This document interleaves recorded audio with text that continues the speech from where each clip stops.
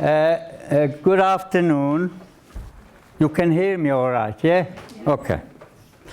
As I was introduced, my name is Tomi Reichental. I like to thank Ruth for organizing this event with the Philosophical Society as well. I speak German, but it's not so good, so I rather speak English. You are all welcome. I'm delighted to see that the place is filled up. And it is my second time, actually, that I'm giving a lecture here in UCD. So I remember last time I came, all the walls here in the campus were plastered with my picture and with the story. I got a fright when I saw it. But anyway, you are all welcome. As I said, my name is Tomi Reichental. I was born in Slovakia. I'm living in Ireland over 50 years. I'm Jewish and I'm a Holocaust survivor. I didn't speak about the Holocaust for over 50 years, not because I didn't want to speak about it, I couldn't. But about 11 years ago, I decided to speak because I consider myself one of the last witnesses to this horrific crime that happened, as you know, 70 years ago. In a couple of weeks, I will be celebrating the 70th anniversary of the liberation of Bergen-Belsen, where I was incarcerated. We were liberated on the 15th of April, 1945, so it will be in 2 weeks' time, 70 years. I speak because I think that I owe it to the victims that their memory is not forgotten. And by speaking to young people like yourself, you tell your parents, your friends, and perhaps even to your children. So the memory of the Holocaust will be carried on when we are all gone. The Holocaust survivor, maybe in the next 10, 15 years, you will be the people that will carry the responsibility to speak about the Holocaust. As I said, I'm speaking for the past 11 years, and I spoke to, up to now, to over 70,000 students here in Ireland alone. But I travel all over the place. I was several times in the United States, in England. I spoke to German students in Germany, in Slovakia. Lately, I was in South Africa as well. 2 years ago, I got a very big surprise when I was notified that for my work, the President of the Federal Republic of Germany, Joachim Gauck, awarded me the Order of Merit, that's the certificate, and that's his signature, and I wear this pin, which I, with great pride, that I got, but I also got a cross, which I can wear at state occasion. I'm only waiting for the invitation. So, I'm very proud of it, because if you can consider that 70 years ago I was an inmate in concentration camp, and now the President of Germany awarded me this award. But I also got an additional award just last year, which was from the Irish people. Great surprise as well when they rang me. And I was told that I was chosen by popular vote here in Ireland to be Person of the Year award, and I got the International Person of the Year, which was, I don't know if some of you might have saw it on the television. It's a 2-hour program, lovely reception, and so I'm very proud of that, because I don't do this to getting award, but it's nice when somebody is looking from the side and realize that what work I'm doing. So the lecture is about 1 hour 20. After the lecture, I would encourage you to ask a question, because there are not many of us, and that would be the opportunity if you have some question to find out. And after the question, I wrote a book. I was a boy in Belsen. It's a very interesting book. We are now going to the 5th edition, and the book is out about 4 years. So if anybody wants the book costs €15, and I will sign it, dedicated to you. So we are, without any longer any more ado, I will start the lecture. I sit down because I'm getting old, and for 1 hour to stand is sometimes quite difficult. Okay.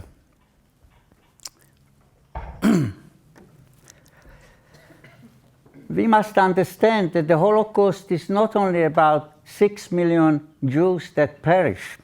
Holocaust is about racism, loss of freedom, loss of dignity, humiliation, loss of education, confiscation of property, enslavement, starvation, torture, mass execution, and of course the final Jewish question, which was decided on the 20th of January at the Wannsee conference. 15 high-ranking German officers sat at the table. They had a 5-star dinner. They drank the best brandy. They smoked cigar. And within less than 2 hours, they decided the fate of the entire Jewish population of Europe, which numbered 11 million, including 4,000 here in Ireland. Of course, the Germans never come here, so they were very lucky. But because I'm a survivor, I speak about the survival. You probably learned about the Holocaust, and mainly we talk about the victims, what happened to them, but nobody speaks sort of deeply into the lives of the survivor, and that's a story probably you will hear now. I was born in Slovakia in a small village called Merašice. It's about 90 kilometers from Bratislava. It was a farming community. My father was a farmer. My grandfather had a village shop. And we were very much liked in the village. We lived there for generations. When I was researching my book, I discovered that, in fact, our family lived already in Slovakia late 1700 or so. Probably they lived there even before. We did not know any other country. Slovakia was our home. My father was in the Slovak army. I had some uncle that was one of the first pilots in the Slovak Air Force. My grandfather even served on the village committee.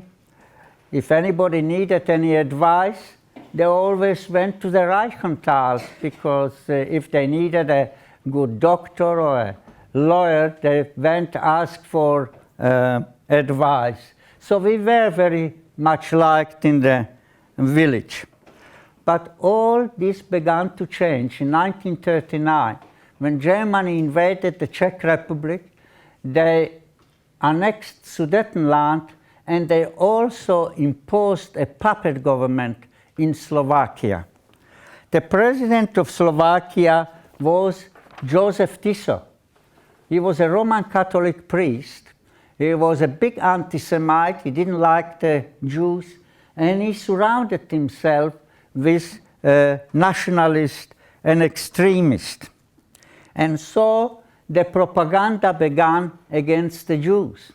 Of course, at the time we didn't have the information system that we have today, like television, internet, newspaper, especially in rural area. It was very limited. In the rural area, if somebody had a radio, he was considered middle class. So, of course, the propaganda was being spread through the churches. In the churches, at the Mass, the priest blamed the Jews for all the ills that happened in Slovakia. And so the hatred on Jews slowly began, especially in the rural area.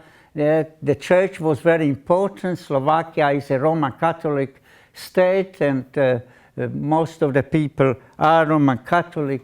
So a lot of them did believe and accepted this propaganda. But Tiso became very friendly with Germany. Slovakia joined the Japanese-German axis, which meant anytime Slovakia needed help, Germany will help, and vice versa. This cooperation began very close when the war started in 1939. Through Slovakia, the ammunition, the heavy equipment, manpower was being transported to the Polish border.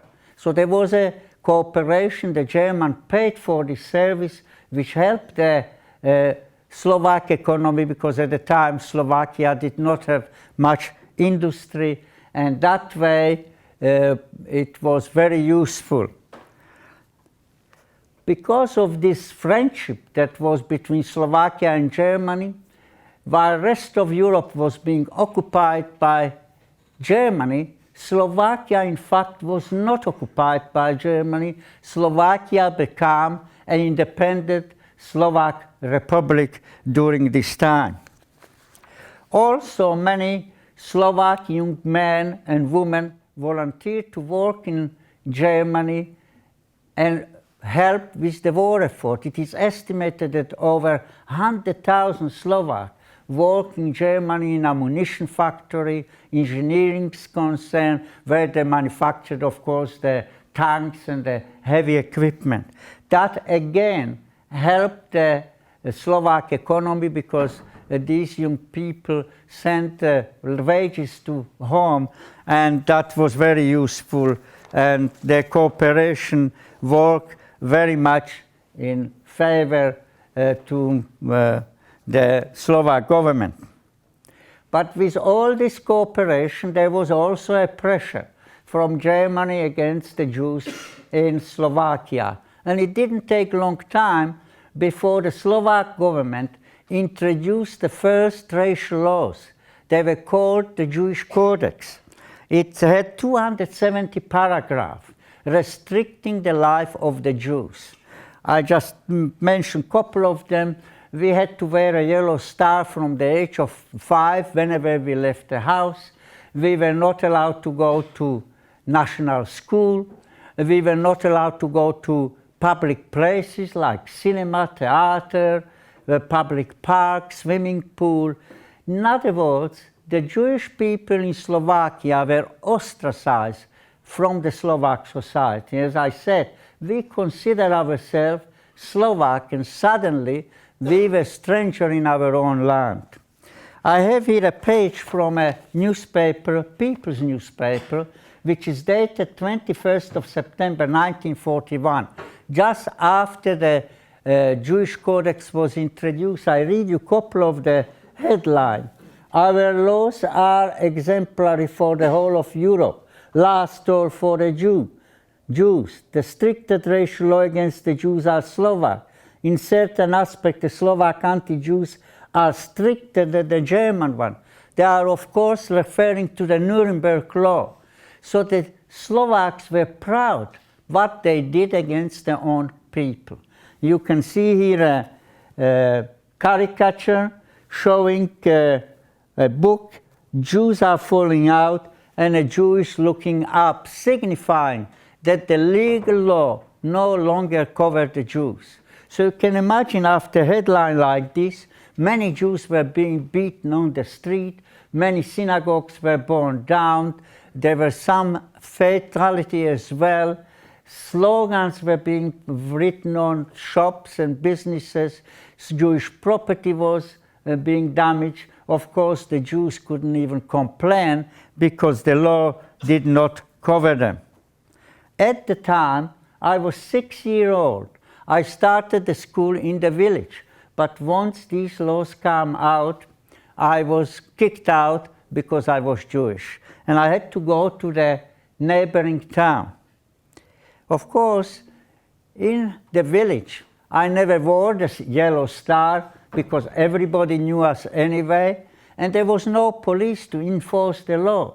So my parents never told me about what was happening against the Jewish people for the simple reason they didn't want to frighten me. So I didn't know anything about it. But then I had to go to a Jewish school. Of course, there was no Jewish school in our village. So I went to the neighboring town. There were about 5,000 Jews lived there. There was quite a large community. There were several Jewish schools. My aunt lived there, so I was brought there, and I remember in the evening, before I was going to school, my aunt was sewing the yellow star on my coat, because of course in the town the Jews usually lived in a certain part from the town, so the police used to be around, and if any Jew come out without wearing the yellow star, he would have been arrested and very severely punished. So when my aunt was sewing the star before I was going next day to the school, I asked her, "What is that for?" And she said, "Well, we are Jewish and we have to wear the yellow star." I was very innocent. Today, a 6-year-old, it's very much informed what is happening everywhere. I mean, they have the internet, they have the television, and the politicians are coming around, and they have newspapers. They don't not only know what is happening in Ireland, they know what is happening all over the world.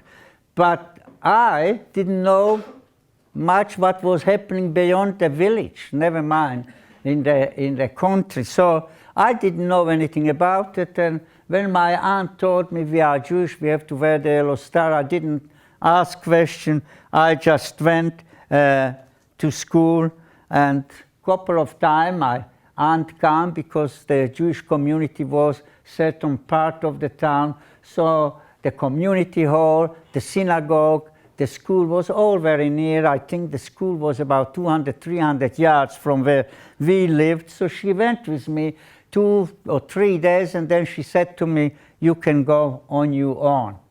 And that was the first time that I discovered that I'm being hated. Because when I was going on my own, and I saw children coming opposite me without a yellow star, Gentile of course, they suddenly started to shout at me, "You dirty Jew, you smelly Jew," and all kind of insult. And I didn't even know why. What did I do? I was totally innocent.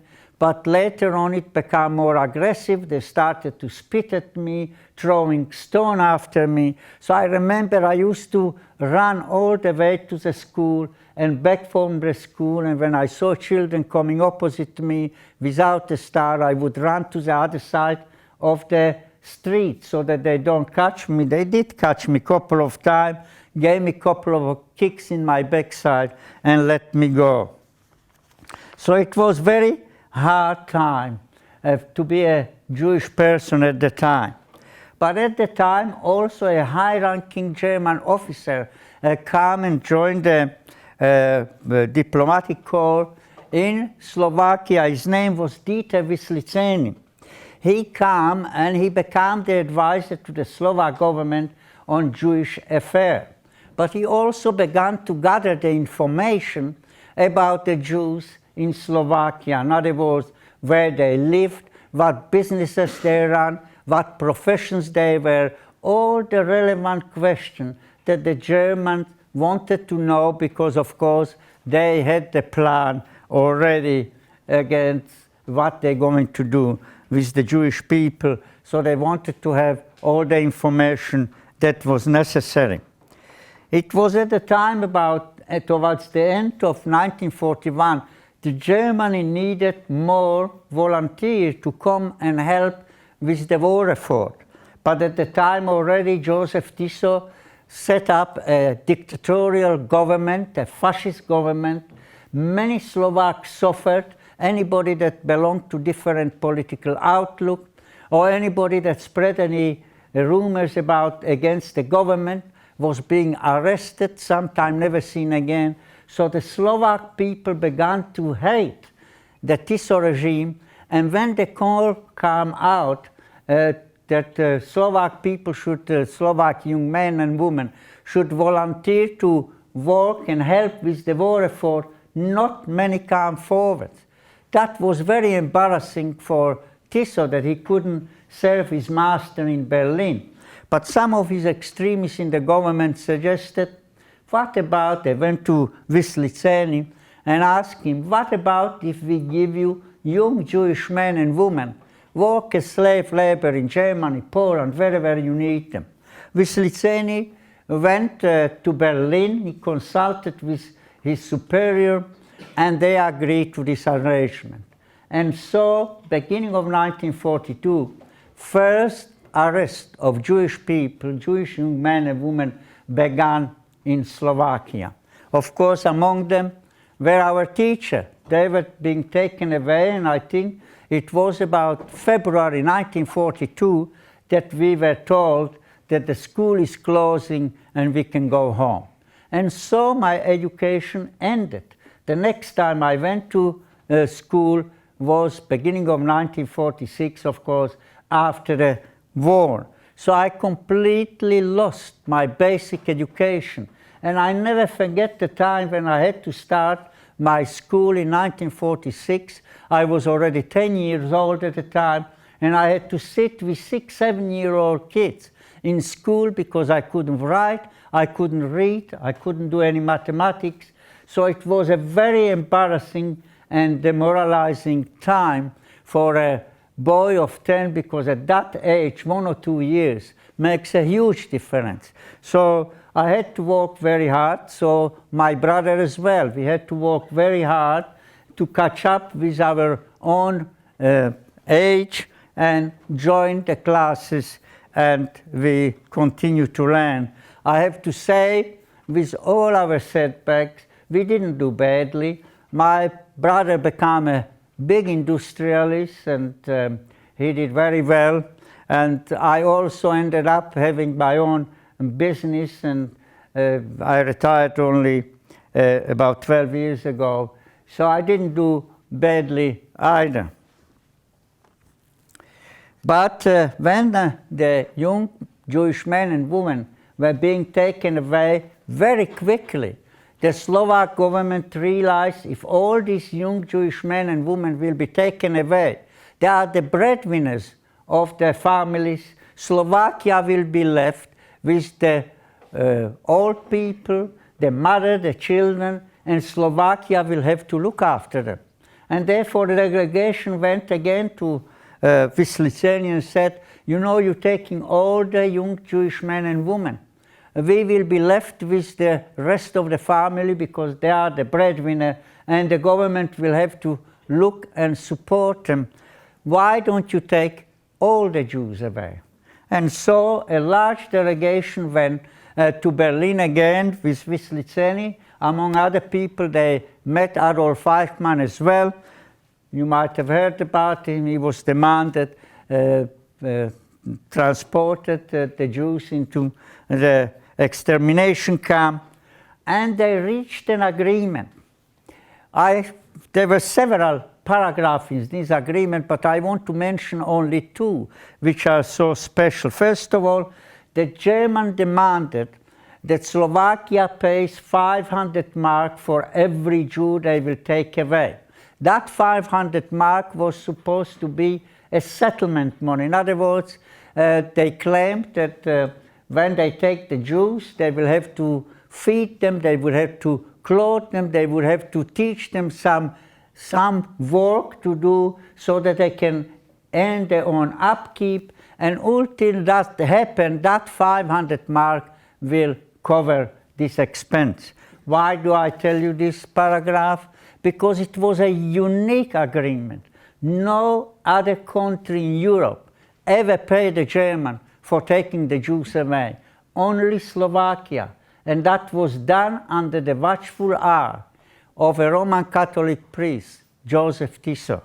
The second part of the agreement was, not the second part, but the second part I want to tell you about, that they demanded before any Jew was taken from Slovakia, his or her national citizenship must be revoked. This was very important for the German because it meant that once the Jews crossed the border from Slovakia to Poland or to Germany, Slovakia had no jurisdiction.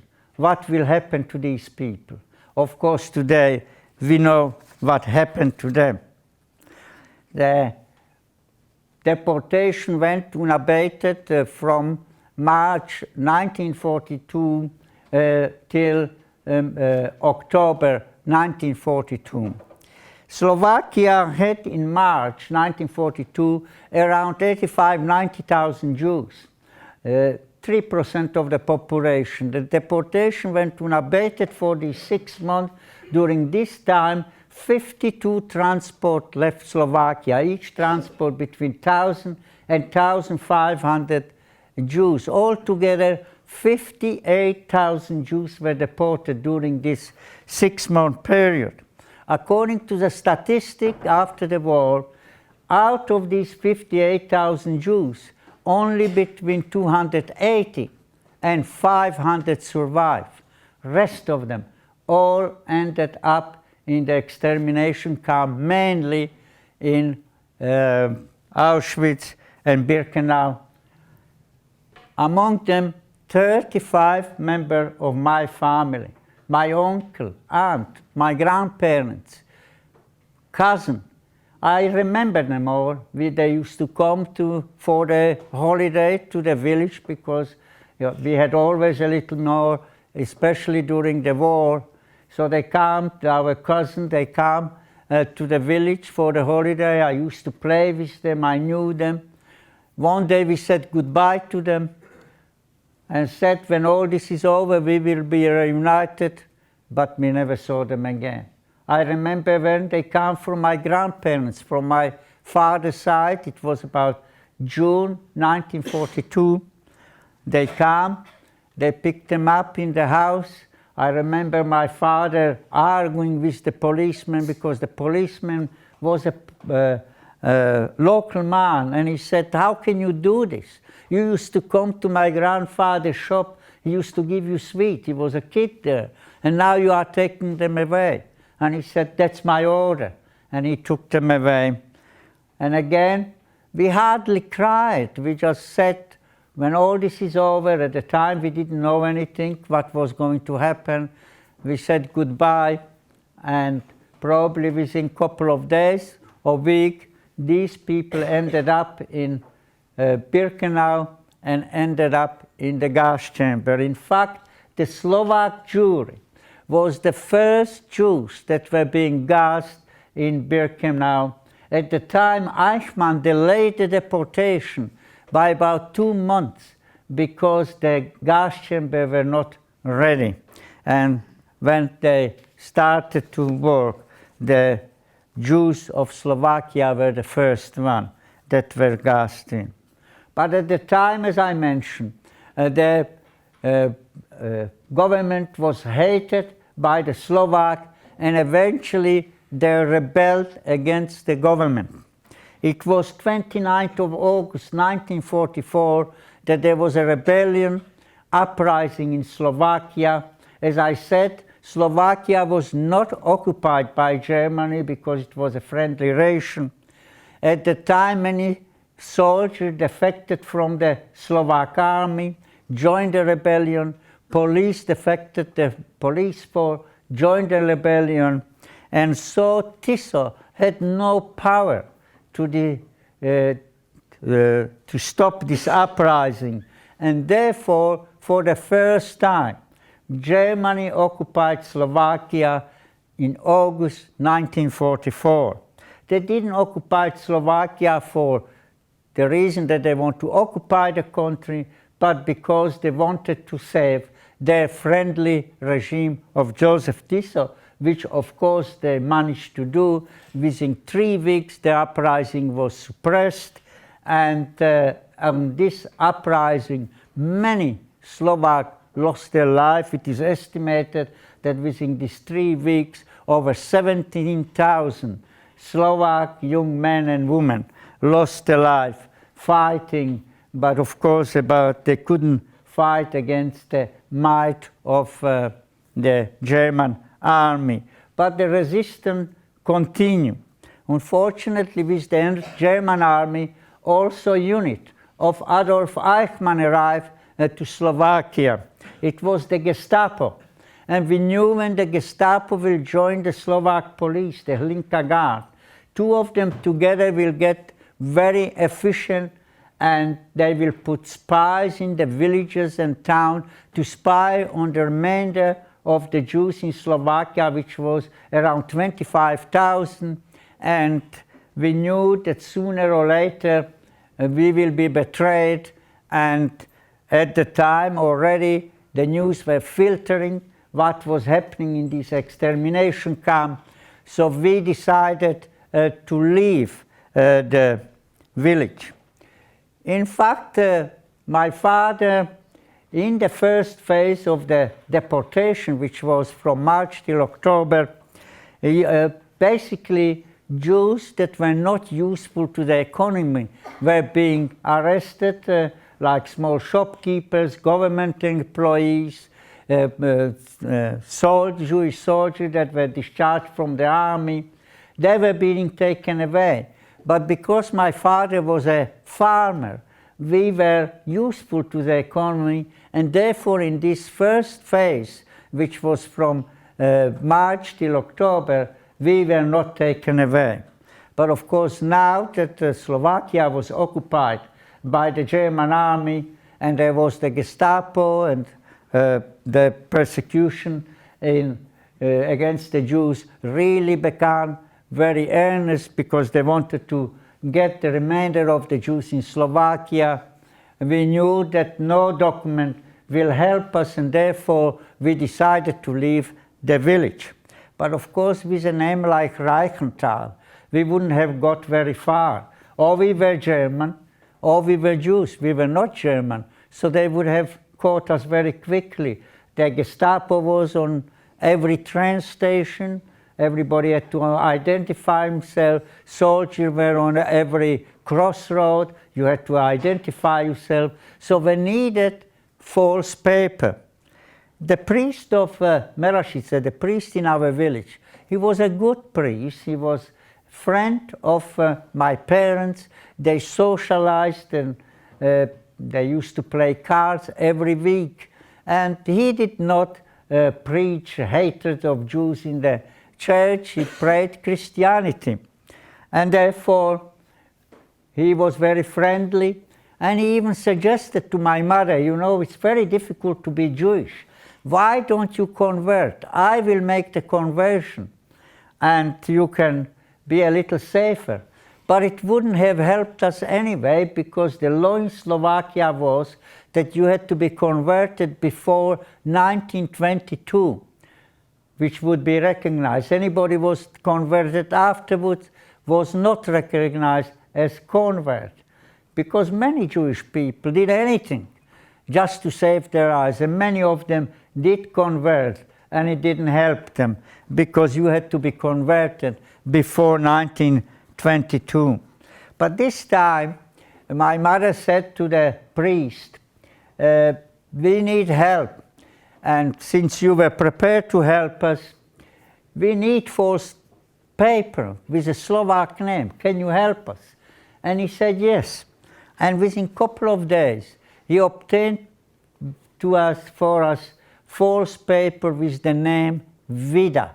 Vida was a typical Slovak name, just like in Ireland you would have Murphy or Connor. It's a typical Irish name. And I can assure you there is no Jewish family in Ireland that has a name Connor or Murphy. So Vida was a typical Slovak name. And I remember it very well. This is why I can't forget it, because at the time my parents were drilling it into my head every day. From today your name is Thomas Vida, not Thomas Reichental. If you say Thomas Reichental, we will be betrayed and terrible thing will happen to us. So they every day were telling me that your name is Vida. So I remember it very well. But also the priest said, when you go to live in a new village or a new place, you children will have to go to a school. We couldn't just roam the street. And if we don't know anything about the Roman Catholic religion, very quickly the children will realize that we were no Roman Catholic. So he suggested to my parents that we should come every day to him until we leave the village. I think we went about 2 weeks every day for about 4 hours, and the priest taught us how to pray, the prayer that the children prayed before the day started.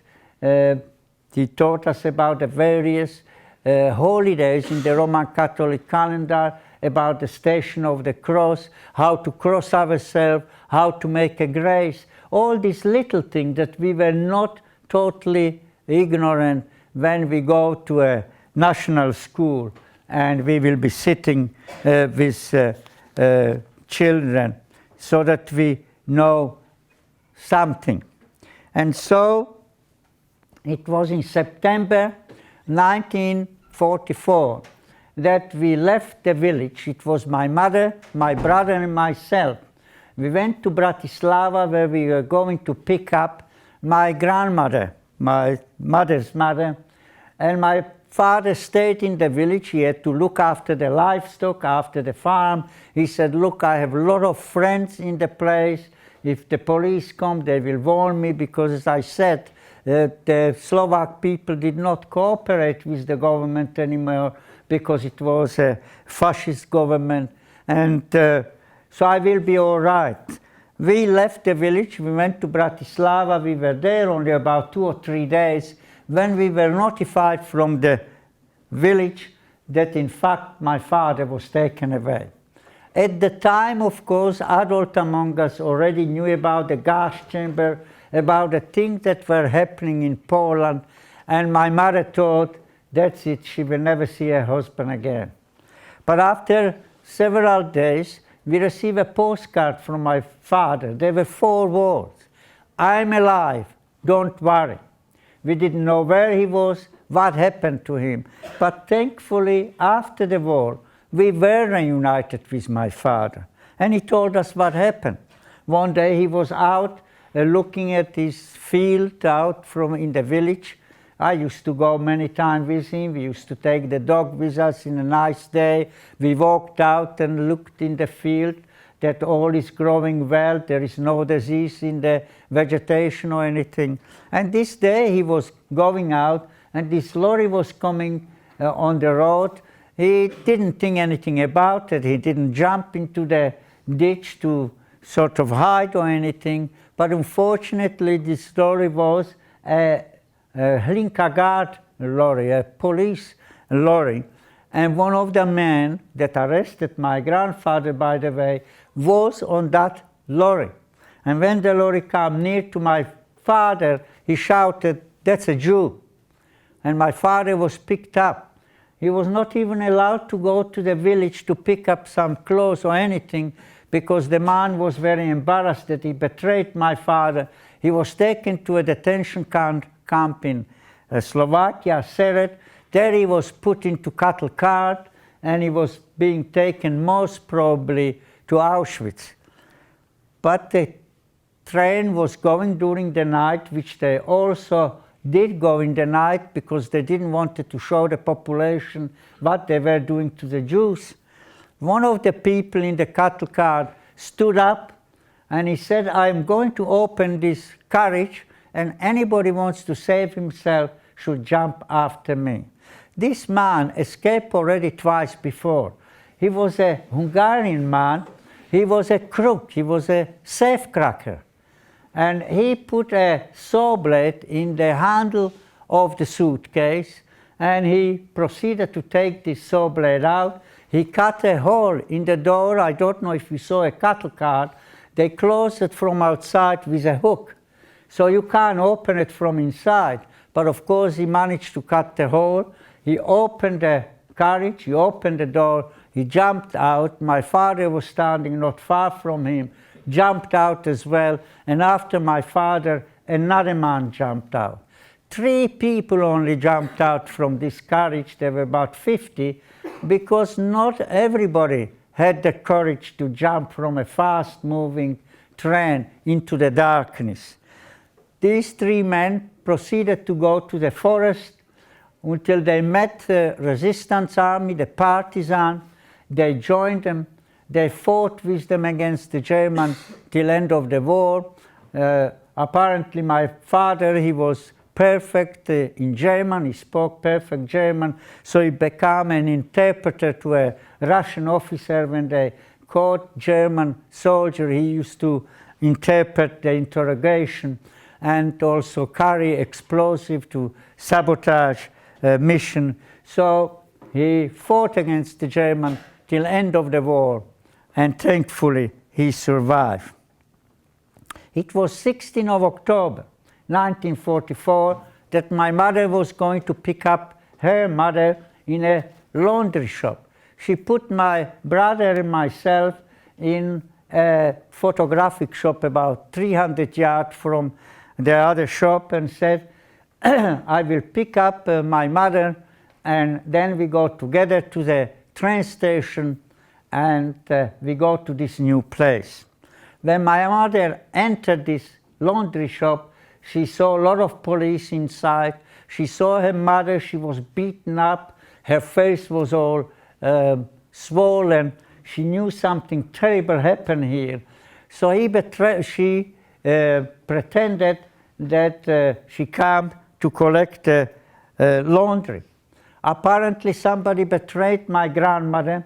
My grandmother was 76 years old. At the time, 76 was a very old age. So of course, when the police came, they knew that she couldn't look after herself, and they beat her up because they wanted to know who is looking after her, and she gave the name of her daughter and son. So when my mother entered, she saw her brother and sister there, and she suddenly pretended that she came to collect laundry. Immediately, she had to identify herself. They took her ID, it was Judith Vida. That was all right, but unfortunately, the priest did not change her maiden name, because the maiden name was sort of Hungarian, Slovak name. Shaimovic was the name, and he thought he doesn't need to change it. When they saw that her maiden name was Shaimovic, of course the old lady was Rosalia Shaimovic. They knew right away that this was her mother. She was arrested. When they opened the cases, they found children clothes. They said to my mother, "Where are your children?" My mother knew if she tried to tell them some story, they won't believe, and they will beat her up, because the Gestapo was law to themselves. They could do anything. They could kill somebody. They didn't need to report to the superior like today. Police would have to fill up a whole forms and everything if they hurt somebody. Gestapo, they didn't need to do it. If they needed some information, one way or another, they got it. So my mother told them where we were. The next thing, we're sitting in the shop. These 2 tall men entered the shop. We knew right away. They were the Gestapo, because they had the Gestapo uniform. It was a long leather jacket, coat, not jacket, long leather coat, swastika on the left arm, hat, polished boot. They came straight to my brother and said, "You Jewish?" And my brother said, "No, I'm not Jewish. My name is Miklos Vida." "But you Jewish?" And he still was denying. They asked a couple of times, and the next thing, they started to beat him up. My brother was at the time nearly 13. I was at the time 9-year-old. I was very small. As against my brother, he was quite tall. But he wouldn't tell them. So they turned around to me and they said, "But you're Jewish." And I said, "No, I'm not Jewish. My name is Thomas Vida. I'm not Jewish." We thought with a name like Vida, nobody would think that we are Jewish. But of course they knew. They asked me 2 or 3 times. I still was denying. And the next thing, they were beating me up as well. My brother was always very protective of me, so he jumped up and said, please, please don't beat him. We are Jewish. And we were taken to the shop there, and then we saw that 13 of our family were arrested on that day. We were taken to the Gestapo headquarters in Bratislava, and we stayed there overnight. And next morning we were taken to the detention camp Seret in Slovakia. In Seret they did the selection. I don't know if you heard the word selection, but in the Jewish vocabulary it's a very frightening word, because in this selection, family by family would be brought in front of a high-ranking German officer, and he would play the God. He would decide who is going to live and who is going to die. The young men and women would go on the right side, mother, children, and old people on the left side. We already, not we, I of course didn't know, I was only a kid, but the adults among us, they knew what that meant. In Seret, the man that did the selection, his name was Alois Brunner. Alois Brunner played the God, and he called every family, and we had to confront of him. And our group of 13 of us was split.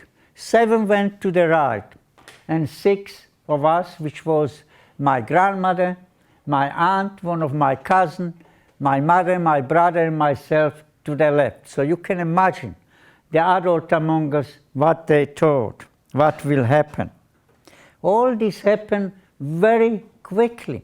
I remember my aunt didn't even kiss her husband goodbye. We just waved goodbye. As it happened, the group on the right side went to Sachsenhausen and Buchenwald. Buchenwald was a slave labor camp. The inmates worked in stone quarries. They worked 12 hours a day with very little food, in freezing cold. So their life expectancy in Buchenwald was between 2 to 3 months.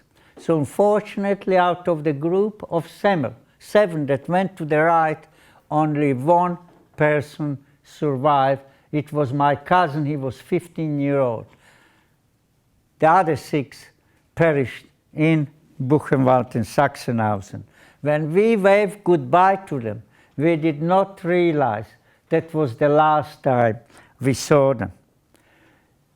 Alois Brunner escaped after the war. He hid in Syria, he lived there, he was discovered there, and he never stood a trial. It was just announced about 2 months ago that the Wiesenthal Center is not looking more for Alois Brunner because they have proved that he actually died 4 years ago in Syria. He got away with it. He would have been today about 102-year-old.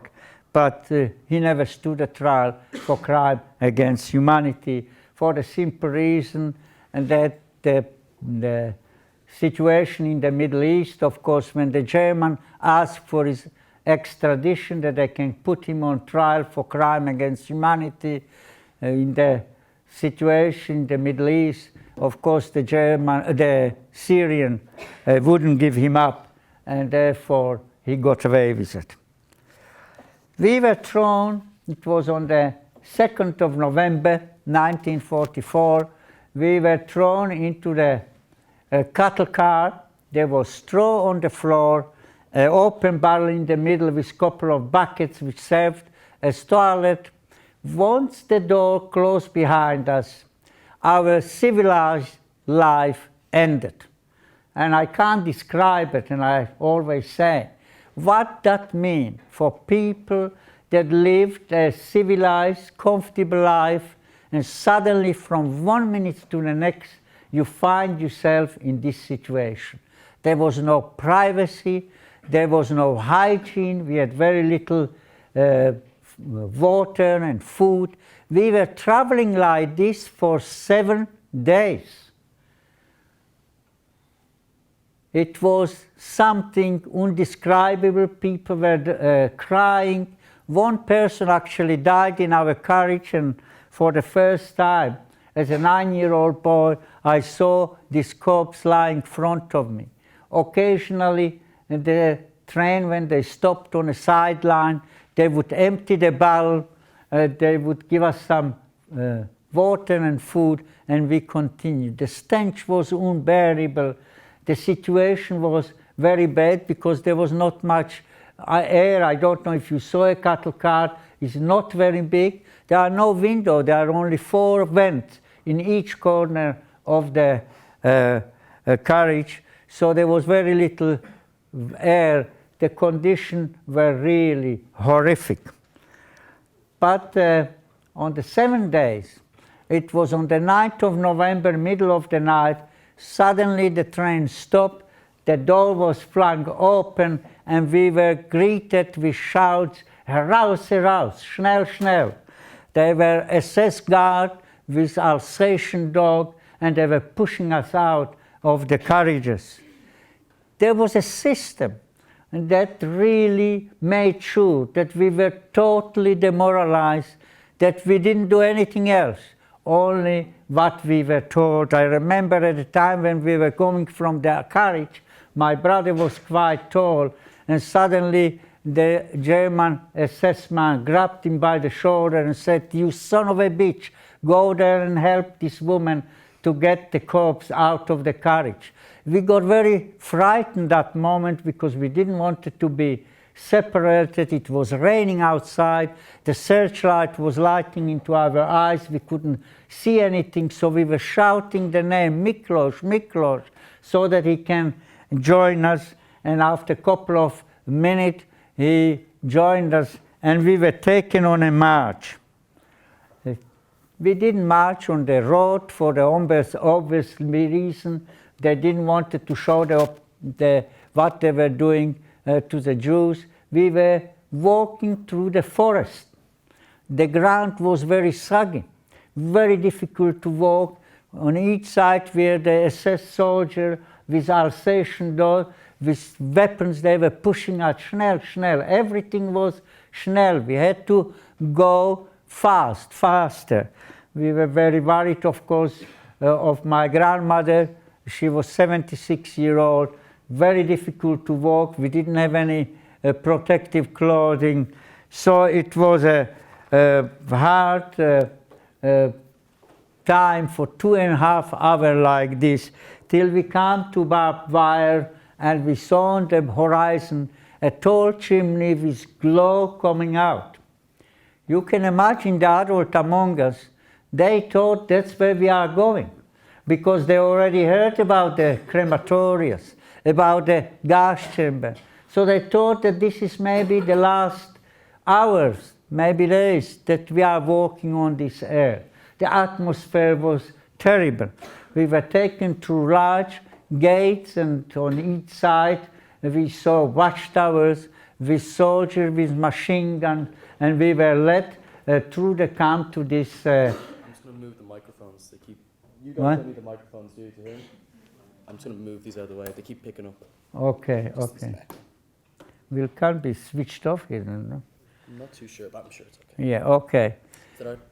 Okay, so we were going, and we were brought into a large hut, and we were told to go to sleep. Now we were absolutely exhausted, because in the carriages, wherever we stood or wherever we sat, you couldn't move. We were about 50 of us in there. So we were crunched all the time. So this was for the first time that we can actually stretch ourselves on a bed. There were bunk beds, 3 beds, one over the other. So we picked up 2 of these, and we went to sleep in our clothes, in our shoes, totally soaked through, but we were so exhausted. We just fell asleep. We thought we were sleeping about 2 or 3 minutes, and the next thing we heard this shouting, "Heraus, heraus, auf Zählapir," quickly out to a roll call. And at this roll call, for the first time, we were told we were in Bergen-Belsen. We didn't know where Bergen-Belsen was, what Bergen-Belsen was. But of course, after many weeks and months, we found out that Bergen-Belsen was built in 1939, first to hold French and Belgian prisoners of war, later on Russian and Polish prisoners of war. These soldiers had to build a camp from scratch. And in order to the Bergen-Belsen was north of northern Germany, about 80 kilometers north of Hanover.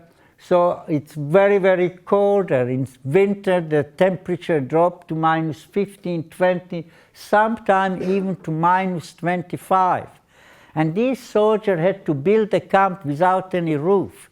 So in this freezing cold, many of them died. It is estimated that building the camp, about 20,000 Polish and Russian prisoners of war died within 1 year. But in 1943, the German authority decided to convert the camp to a detention camp to hold about 25,000 detainees, mostly Jewish, but they were gypsies, Jehovah's Witnesses, lesbian, gay and lesbian, and German political prisoners. So the camp was divided in about 7 parts, and there was the men camps and women camp. When we came there in November 1944, already in Bergen-Belsen there was starvation, people, disease, mainly typhoid, diphtheria, tuberculosis. So what we saw when we arrived there was hell on earth. We saw this skeleton walking around. We didn't know even if they were women or men. They had shaved head, they had striped pajamas, they were only skeletons, so you couldn't see any attribute if they were women. It took weeks before we found out, and in fact we were in a women camp where the camp hospital was. These women were the inmates in the hospital. And the hospital was not there to cure people. The hospital was there to receive the people that were really in the last straw, and they came practically to die there. So we used to see these women walking around, and they used to walk very, very slowly. Occasionally they just fell down. As children, we used to play outside, and we used to stop playing, looking if that woman will get up. When she got up, we knew she has another day to live. In most cases, they never got up. And this used to happen every day, several times. So we actually saw people dying in front of our eyes. So the life in Bergen-Belsen was very, very cruel. Bergen-Belsen was not an extermination camp in a sense that we had gas chambers or people were being executed, mass executed. People were dying from starvation, disease, cold. And it was a very slow death, very painful death. If you got typhoid, you got diarrhea, you got dehydrated, you couldn't collect your food, and finally you died. And this didn't happen overnight. It happened over weeks, sometimes months. So it was a very painful way to die. Some of these inmates were so desperate that they wanted to end it. And therefore, during the night, they would run towards the barbed wire, start to climb. They knew that they can't escape because every 300 yards you had a watchtower. We used to hear these shots being fired, and in the morning, only in our section, every morning, we used to find 2 or 3 corpses lying on the barbed wire, just these women trying to escape the suffering that they were going through. Our day started with a roll call. It's not a roll call that you would be familiar with. It started about 7 o'clock. We had to stand there from 7 till about 8 o'clock in freezing cold. And we didn't have much of clothes because we had only what we brought ourselves. We didn't wear the striped pajamas. And until our supervisor came. Our supervisors were young, SS women. They come like model. They had tailored uniform, they had lacquer on the nail, they had lipstick, polished boot, and they always had this leather strap that they carried and used it at any opportunity. And they would count us. It was all done deliberately. They were the master, and we were only dirt. And when I say we were dirty, we were very dirty. We wore our clothes day and night. We never had any shower. We had just tubs outside in a washroom with freezing water, so we never washed ourselves. We lived in our clothes day and night because it was so cold. We had only 2 blankets. For 6 months our clothes were falling apart by that time. So we were filthy and stinking during this time.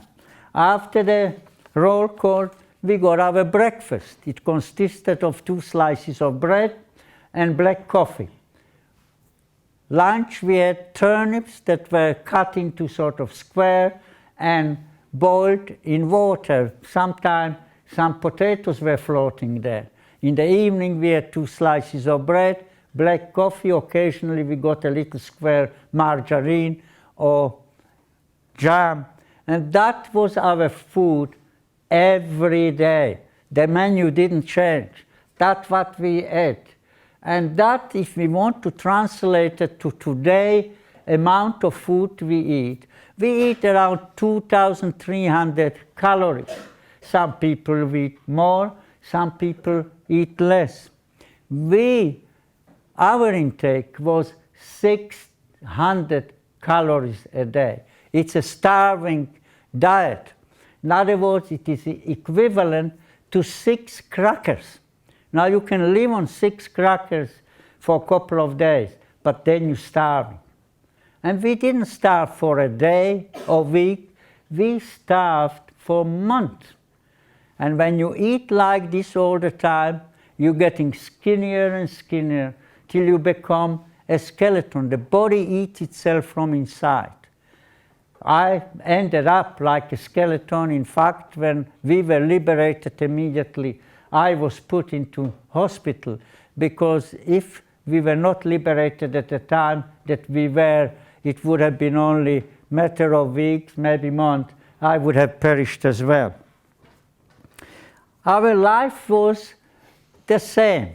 Every day we saw people dying, and there was this Sonderkommando, the special commando that came from main camp. They come with this cart with 2 wheels. They would go to each hut and ask if anybody died. If anybody died, they would pick up the corpse, one by leg, one by hand. They threw it onto the cart, wheel it. When the cart was full, it was wheeled to the mortuary. And in the evening, a cart with horse or a lorry would come, pick up these corpses, and they would be brought to the crematoria. In the crematoria, they burned the bodies. So we had a crematoria in Bergen-Belsen to burn the corpses, for the obvious reason again, because the German made sure that if later on somebody will come and say what happened here, they can say nobody died in Bergen-Belsen because we didn't have any grave or graveyard. They burned the bodies and they threw the ashes away. That crematoria went 24 hours a day. During the day, smoke was coming out, spreading over the camp, so there was a constant stench of burning flesh. During the night, you could see the glow coming out. It was going on from the day we arrived till the day we were liberated. But already in January, the Germans were losing the war, January 1945. So they had to evacuate the camp from the west, and when the German army was retreating, they took the prisoners with them to the east, to Germany, to Czechoslovakia. And so Auschwitz had to be evacuated as well. Auschwitz had at any time over 150,000 inmates. Auschwitz was a slave labor camp. There was a lot of industry around, and these inmates worked in them. But of course, Auschwitz was also the most horrific extermination camp, because up to 2 million people lost their life in Auschwitz. These inmates were taken to the east. They had to march because the roads were bombed, the railway line were bombed, so they couldn't bring trains there, they couldn't bring lorries, so they marched them out from Auschwitz. These marches were huge, tens of thousands in a march. I read about one that started with 16,000 inmates, and they marched. By the time they reached the destination, only 10,000 were left. 6,000 died on the way. And therefore, these marches earned the name the death marches of Auschwitz. And many of these inmates come to Bergen-Belsen. In fact, over 35,000 come to Bergen-Belsen. The population of Bergen-Belsen, within a very short period of couple of weeks, grew from 25,000 to over 60,000.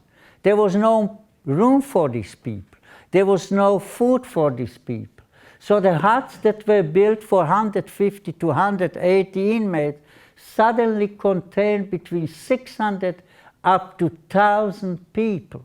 Just imagine here, I don't know, we are about 180 people, 200 people. If we filled it up with 600, 700 here, how congested this would be here. And so, in this congestion, in Bergen-Belsen, epidemic of typhoid broke out. And once the epidemic broke out, people began to die in their hundreds. It is estimated that in February 1945 and March, 500 people were dying per day. Of course, the crematoria no longer could cope with that amount of corpses, and therefore these corpses were being thrown out front of the huts. And slowly these piles of corpses was growing. By the time we were liberated, it is estimated that between 20 and 30,000 corpses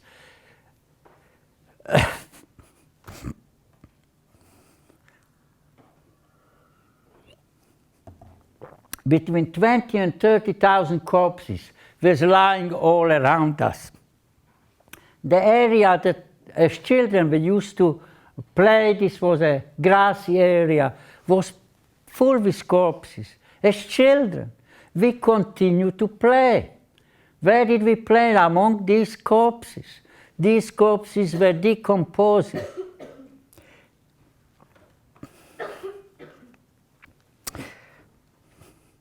They were decomposing and rotting away. The stench was unbearable. And we got used to that as well. We didn't even feel it. And we continued to play like this. But at the time we knew that the liberation is near, because the people that came from Auschwitz told us that the camp was liberated because the German army was retreating, and it is only a matter of time that we will be liberated as well. But it still took about 4 months. Unfortunately, in March we suffered also a tragedy. And I will never forget that morning. And so my brother and my cousin. Because on that morning I saw my mother and aunt were crying, and I asked, "Why are you crying? What happened?" And they told me that my grandmother passed away. And at that morning, these two Sonderkommando came into our room. They picked my grandmother up. She was only like a baby. We had to strip her. The skin was just hanging from her. She was just skin and bone. And they just threw her onto the cart. And then she was wheeled out and thrown on the piles of corpses outside. I remember as a child. I ran out. I wanted to see where my grandmother was buried. But she was buried somewhere underneath the corpses on the pile outside. But as I said, at the time we were expecting the liberation at any moment. And it was on the 11th of April 1945 that suddenly we didn't see any guards in the watchtower. We knew something was happening, but nobody dared leave the camp because they were afraid that perhaps the Germans set up an ambush outside, and once the inmates start to run out of the camp, they will start to shoot, and a terrible tragedy would happen. So people stayed behind, but they ransacked all the food that was still left in the camp. There was no water because the Germans sabotaged the pump. So people were drinking rainwater, which was very dangerous because you got diarrhea from that. And once you get diarrhea, you got dehydrated and you would die. So we were told not to touch the water. There was no food because the food was ransacked by the inmate. But it was midday of 15th of April 1945 that we heard this rumble coming through the camp. We knew something was happening. We ran towards the barbed wire to see, and we saw jeeps are coming in, lorries are coming in, armored vehicles, tanks were coming in through the center of the camp, and the soldiers were shouting through the loud trailer, "This is the British Army. You are being liberated." We didn't even know what liberated meant, but we knew we were free. In one of the jeeps in the front, there was a film crew that filmed the entry into Bergen-Belsen. This film was the first film that the Western world saw what was happening in Bergen-Belsen. I mean, people knew all over the world that people are being massacred, but what they saw on that film was so unbelievable that Bergen-Belsen became the most notorious camp after the liberation. We saw this film many, many years later.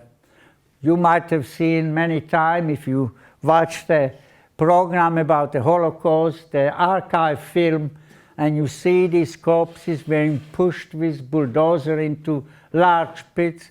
This is probably from Bergen-Belsen. There were piles all over the place. So anytime we saw it, we saw this film in from the archive film. One day we recorded this film that was made of the entry. And we looked at the film and we recorded it. And when we saw children on the barbed wire, we took frame by frame to see if we can see ourselves.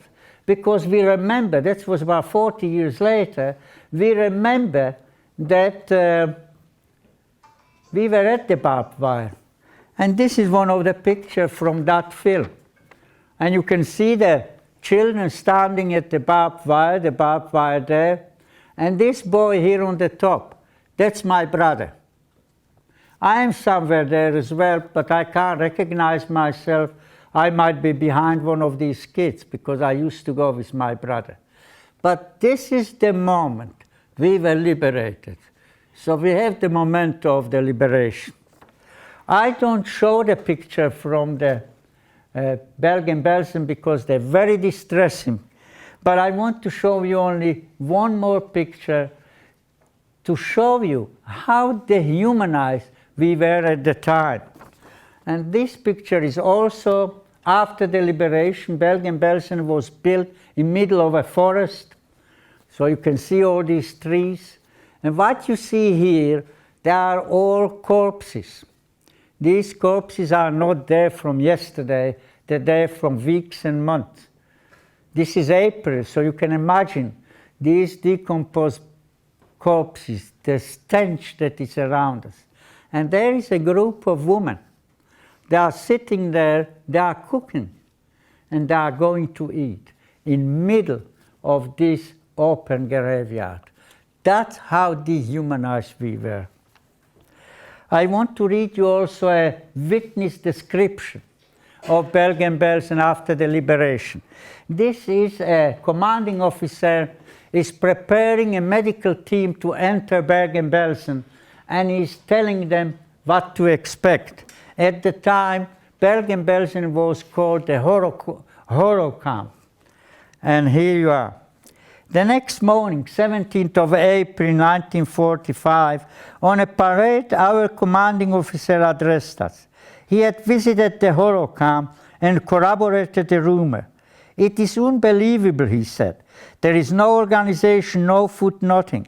Half-starved, emaciated, spiritless, demented, these people are roaming the camp, have been reduced to animal level." I went through the women's quarter of the camp hospital. It was only about 100 yards from where we lived. Many of them are stark naked and are literally crawling about on their hands and knees, too weak to walk. They're bedridden, just skin and bone, lying there on dung. In one small room were 40 women, few with any clothes, huddled together to keep warm. Some of these women have been dead for days. Nobody had come to dispose of their bodies. I have seen some sight. I thought I could take anything, but this shook me, made me vomit.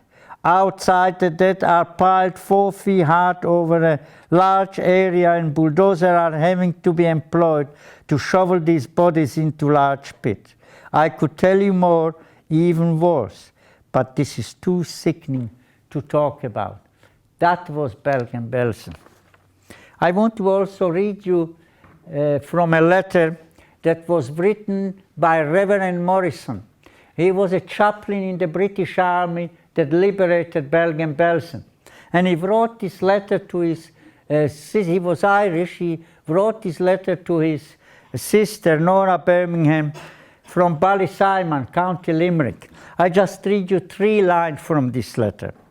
"So far I have buried over 15,000, and I have not been able to attend all funerals, as I consider the dying more important than the dead. Those 15,000 did not take up much of my time, as 10 graves held up to 5,000 bodies each." 15,000 did not take much of his time to bury.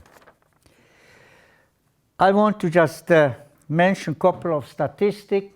Bergen-Belsen was not an extermination camp, as I said, but despite that, in Bergen-Belsen, over 70,000 people perished.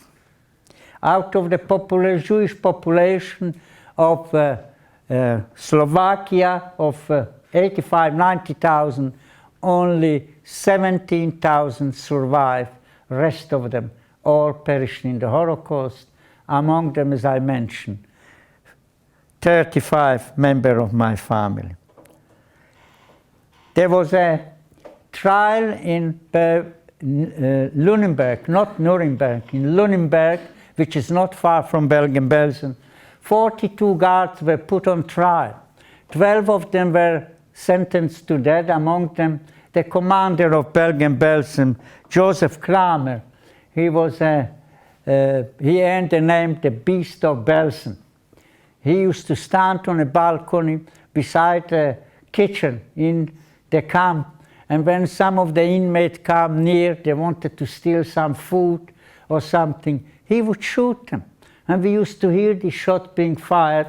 The corpses were left lying there, and when we went to our roll call, that was the warning, that if you do something out of the ordinary, that's what you can expect.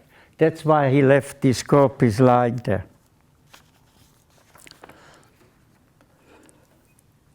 I want to also finish with a couple of things, especially I say this to young people. In Ireland, we must understand that Ireland is now a multinational society. We have recession, and therefore people tend to blame other people for the trouble. And Holocaust did not start with gas chamber. Holocaust started with whisper, with taunt, dubbing, abuse, and finally murder. I'm not suggesting that such a thing can happen here in Ireland. But if you ever see somebody that is bullying somebody else, because they're foreign, or because they different religion, or because they different color skin. Don't become a bystander. Get involved. Tell them it's wrong. Because unfortunately, when it was happening to us, nobody stood up, and look what it ended up. So be carefully not becoming a bystander when these type of things are happening. I also want to say that the Holocaust was a unique event. It shouldn't be compared to anything that happened since, and let's hope it's never happening again. It shouldn't be compared to anything that happened since. I want to finish with a poem which is very appropriate to this lecture. It was written by Yehuda Bauer in 2001. The horror of Holocaust is not that it deviated from the human norms. The horror is that it didn't. What happened might happen again to others, not necessarily Jews. Perpetrated by others, not necessarily German. We are all possible victims, possible perpetrators, possible bystanders. Thank you for your patience. Thank you.